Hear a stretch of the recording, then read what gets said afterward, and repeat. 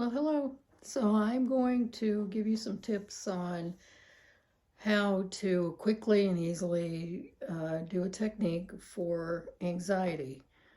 Thanks to our world, we already had the stress level stored in our bodies that created anxiety and muscle tension, not sleeping.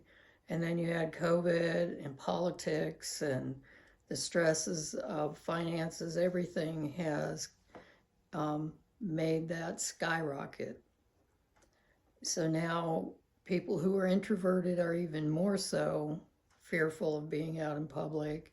And those who had people skills, some of them have lost those people skills being locked away and locked down. And so there's a transition happening. And one of the things that I can help you with is teach you what they call FAST EFT, Emotional Freedom Technique. And there is a longer version, but this works easily and quickly, and you can do it with me.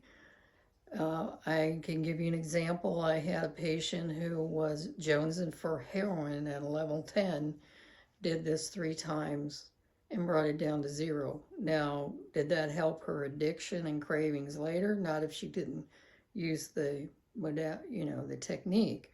And that's part of the problem. Many times we learn something, it works, but we forget. I mean, even as a medical provider, I'd hurt my wrist or my ankle, and like somebody would say, well, why don't you take a Tylenol? And I'm like, oh yeah, I could do that. So we don't think of taking care of ourselves. So this is one technique you can use, and I will show you how it can be easily used in public at the end. So first you take, because what you're doing is when you have anxiety, you get in a loop. Now, the other part of that is you may be triggered and you may know what the triggers are, but you may not. Because I give the example, you're sitting in your kitchen, you're drinking coffee, eating cinnamon toast, door slams, phone rings, somebody died, trauma. And your body is always on that fight or flight to protect you, but it doesn't know when to shut down sometimes. So your unconscious gathers all of that sensory information, and if some of that comes into your space, it may trigger that, oh, I gotta go. So what this does is you don't need to know the triggers. You may never know the whole triggers. So it gets you in a brain loop. So this is going to stop that brain loop and retrain your brain to go in a different direction. So what you do is you take 2 fingers and you tap right here, nice and slow. Breathe in and out, nice and slow, because anxiety, pain, all of that is very fast. So nice and slow. And you state, I release and let it go. I release and let it go. And just a deep breath. And then here, I release and let it go. Nice deep breath. And here, I release and let it go.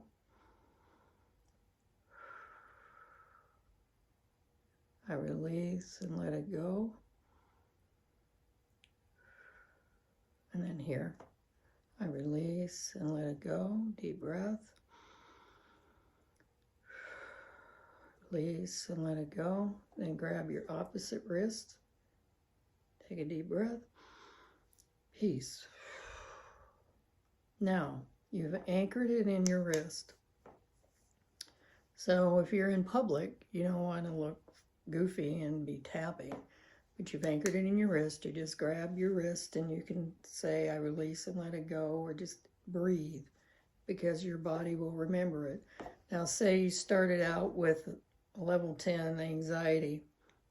You do that, and if you're still not down to 0, you just keep doing it and it will get you there. Also, always recommended because we get up, we go to work, or we do whatever.